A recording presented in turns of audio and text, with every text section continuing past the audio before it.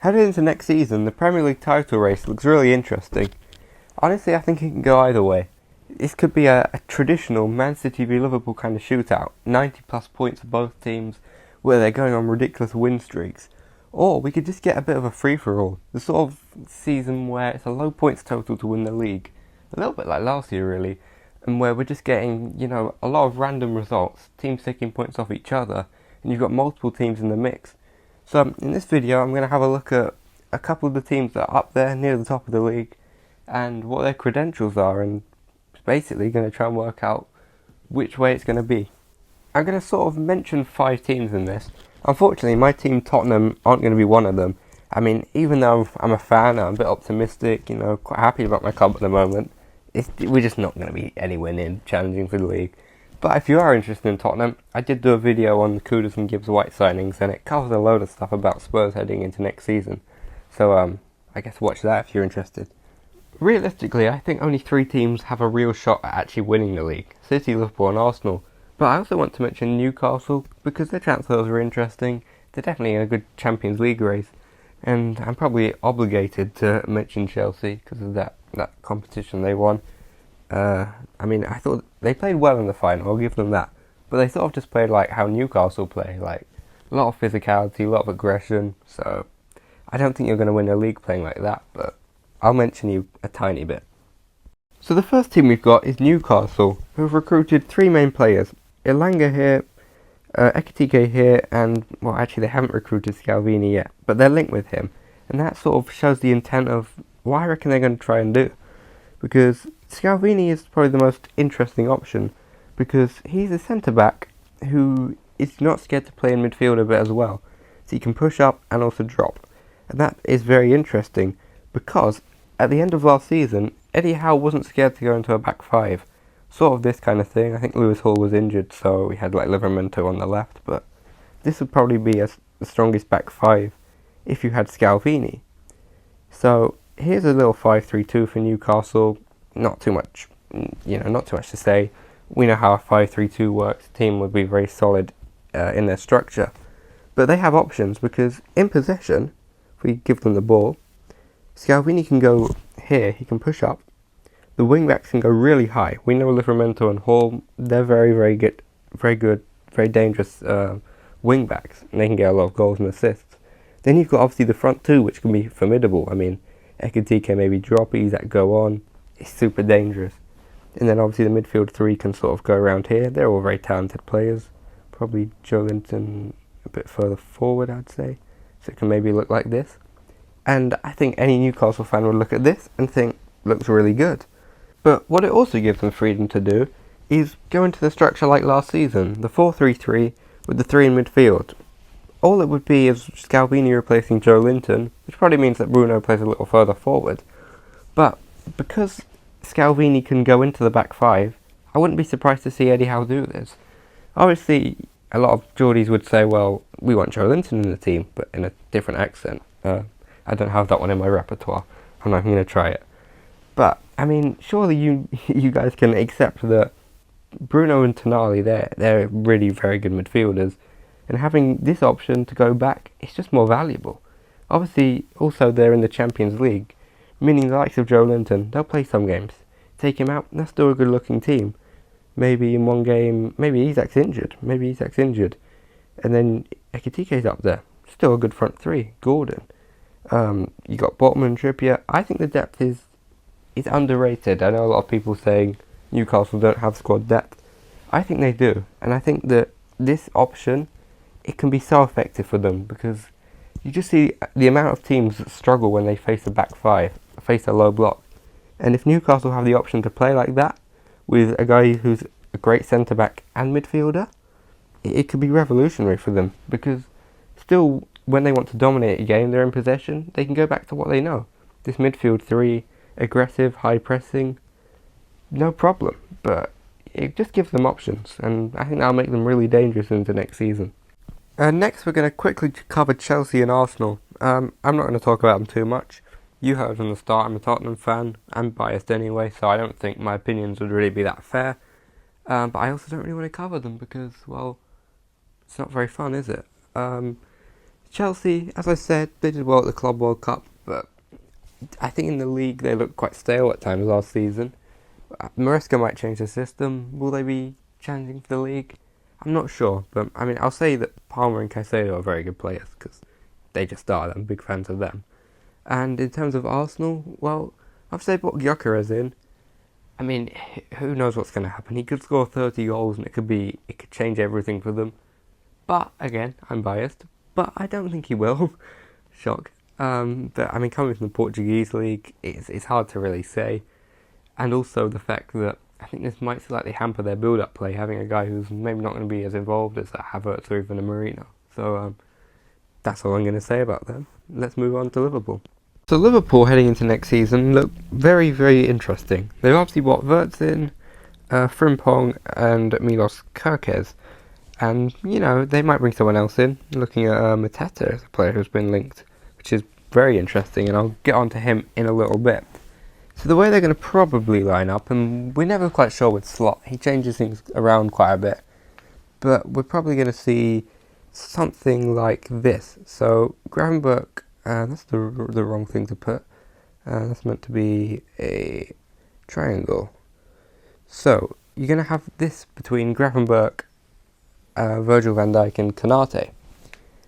This little triangle where you're going to have Gravenberch dropping in, and this is just going to help them first of all defensively so they don't leave themselves too exposed. I'm really messing up the the buttons on here. But in possession, these guys will play out from the back, sort of quarterback it a little bit, you know, sit very deep, while everyone else gets forward. We know what Salah's about. He'll sit a bit narrower, get high in the goal scoring positions, and he'll get goals. It's Mo Salah after all. Gakpo will do a similar thing off the left. I think Gakpo will be a bit wider because it's likely that Frimpong will overlap over here on the right side, whereas I'm not sure Kerkez will as much because it would just leave them a bit exposed. Again, what we've seen from the Preston game, Kerkez might tuck in a little bit more, or he might just sit even deeper like this, but I think it's more likely he sits in this area. What's interesting with Liverpool is we might see McAllister either drop deep like this if they just want to retain possession, but when trying to create chances, we're seeing a lot of players like McAllister, like Szoboszlai, they're going to try and get wide like this, so into these sort of areas, to just create space essentially. You know, opposition players, just for example, we've got the Man City team here, so Reinders and Gundogan, we're marking them. When opposition players have been tasked with man marking, obviously this can have risks for the team who's playing the pressing system, because if you're man marking a player and they go out here, look at the big gap in the middle. I mean, big space, and that's why I think they've also brought Wirtz in, so he can play this kind of false nine role. So hopefully for Liverpool, this ball into the centre will be on a lot of the time if I can actually move the ball, not Van Dijk. And then from here, this is a great position for Liverpool, obviously to attack. You've got Salah, Gakpo attacking it. Obviously, Wirtz is likely to play this role, but you might also see him in the Szoboszlai area, this inside left channel, like this. I'll just move Reinders and Gundogan away for a minute, because they're not relevant, they're not Liverpool players. And instead of Szoboszlai, they might play a striker. So that could just be Luis Diaz, who's solid for them, but for me I don't think he's top class or anything. And then there's the interesting option of Mateta, who I talked about, the striker they've been linked with a bit. Mateta's an absolute beast when it comes to holding the ball up. You know, again, I'm a big fan. You've got to love a striker who's a physical presence like this. And if he gets, you know, in a physical battle against the centre-backs in this area, in space, he can cause chaos. You see the FA Cup final last year, he was just feeding SA, feeding Sarr. You know, this could be really effective for Liverpool. And especially if they've got Wirtz, Gakpo and Salah around him, this could be the way that they play. So, I mean, it's Liverpool. You know what they're going to be like. I mean, even if they don't play a good game, they often know just how to win. Like last minute wins all the time you see from them. And, you know, with these added players, you feel like they're going to just step up another level. I mean, they're already the champions, so it's hard to step up too much from there. But honestly, I think they will. I think they'll be, you know, 80 something points probably next season. Maybe even 90 if it goes particularly well. So Liverpool's a team that, I mean, I wouldn't be placing them any lower than second on a predicted table. Just no way. They're just going to be brilliant into next season. and it's probably them against Man City for the title. So let's have a little look at Man City. So here are Man City headed into the new season, and it looks a little bit different to what it usually does in Man City. It's still a kind of 4-3-3 at the base of it. You know, you've got your back four, midfield here we've got Reinders, Rodri and Bernardo Silva. Sounds pretty formidable. And then you've got a front three. So you say, what's new? Well, quite a lot. First of all, it's the wide fullbacks. Guardiola, he always does something with the fullbacks. He never likes to waste them. And usually we've seen something like this. One tucking in or one moving into midfield like that. Inverting fullbacks. He loves to do that sort of thing. But recently he's changed away from that. He's looking at using them as width, which I agree with. I think you always want a player out wide. And often we've seen wingers out wide. Say you had Marmoush and Cherki wide. And it just feels a waste, you know? Having attacking players shoved out on the touchline, a lot of the time, it's just they're out there for no reason. They're not doing a lot. They're basically there just to stretch the opposition's defence. And obviously we know that attacking players are usually some of the best in the team. So you want a player like Cherki, like Marmoush, you want them in positions like this. Edge of the box, just able to cut inside and, you know, shoot or create something, rather than shoved out here. So it doesn't surprise me that Guardiola's adapted to this kind of style. That's why he's obviously brought Ray and Nouri in as an overlapping fullback. They've been linked with Tino Livramento. I don't think Newcastle will sell. Obviously, you saw earlier that he's also very important to Newcastle's system. That would be a great buy, just in this position. Obviously, they've only got Nunez at the moment, who's not really a right back anyway. I think Rico Lewis is another option, but it seems like Nunez is the first choice as the right back for the moment. But this system will score goals. It just will.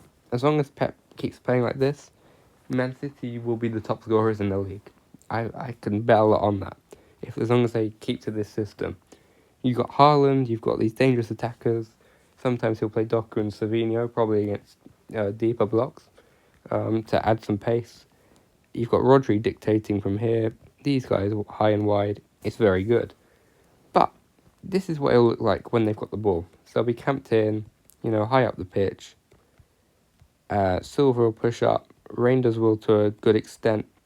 So you've just got Rodri, Vardiol, and Kusanov, who I'll talk about in a minute, because I think he should be quite an important figure for Man City next year, due to his pace. But they don't have many men back. I think in my video I did about Spurs, I'm not suggesting ways of playing. I suggested something kind of similar as a defensive structure, but it's very risky. Again, it's just this back three, Gvardiol, Rodri, and Kusanov. Rodri's amazing at stopping counterattacks. He's the best of the best at it, in terms of his game IQ, covering all these areas, covering the zones, stopping the play. So if Rodri stays fit the whole season, he's in this role, it's probably Man City's title to lose. But as we saw last season, you take Rodri out, you put, say, Kovacic in. Kovacic is a good player, but when it comes to stopping counterattacks, stopping, you know, a lot of dangerous Premier League teams who have got loads of great pacey players, he's just not the same. And this system will struggle. And we saw that at the Club World Cup even, when I think they conceded 3 goals when Rodri wasn't on the pitch in the game against Al Hilal, and only 1 when he was on. That kind of says a lot. And that's why I also think Kusanov will be important, because oppositions, when they play against a team like Man City, who dominate territory, possession, sometimes they're just going to whack it away, whack the ball down the pitch, into the channels, in towards pacey players. And Kusanov's rapid. I mean, he's one of the few players in the league, the few defenders in the league, that can stop counterattacks just like that. And obviously, Ruben Diaz has been playing in this position a lot. And Ruben Diaz, although, you know, he's been a great defender for some years, but he's not looked brilliant in the last year or two. Mixed in with the fact that he's never really been blessed for pace anyway, it just doesn't really make sense for him to be playing in a system like this. I mean, I think Akanji played a bit as well, but, I mean, Kusanov's so quick. And that just seems to be more important in defenders nowadays than ever. So, for me, I expect that Pep at some point will end up having Kusanov and Vardiol as his 2 centre-backs. But if City can nail this formation with Rodri in the team, I mean, we all know about Man City and a lot of the other positions. I mean, just look at some of these attackers. Marmoush, Haaland, Cherki. I mean, on the bench you've got you've got options like Doku, Gundogan, you've got Savinho, Echeverri, who I think is going to be very good, even Oscar Bob, Phil Foden, the list goes on. If one or two of these ones have to not play, they'll be fine. There's replacements all over the squad. So, yeah, it seems to be dependent on how they can defend transitions, but this Man City system is going to be very fun to watch, which is a bit of a change because last year or two, City they've kind of been dominate possession first and then worry about the rest of the game after in terms of scoring, and just assuming that they'll create a chance due to the territory, rather than brilliant attacking play. But this year you're going to see a lot going forward from Man City. So should be an incredible year, I reckon, in the Premier League. Watching Man City Liverpool next year is going to be a great game. I hope both teams have pretty much fully fit squads, because as a neutral watching a game like that, it's just going to be fantastic. So yeah, if you're still here 60 minutes in, I have to ask you why, to be honest, but also thank you. You're a special one. So yeah, comment below if you have any video suggestions that you want me to do. I really enjoy looking at the feedback, and yeah, I'm very grateful for you. Cheerio.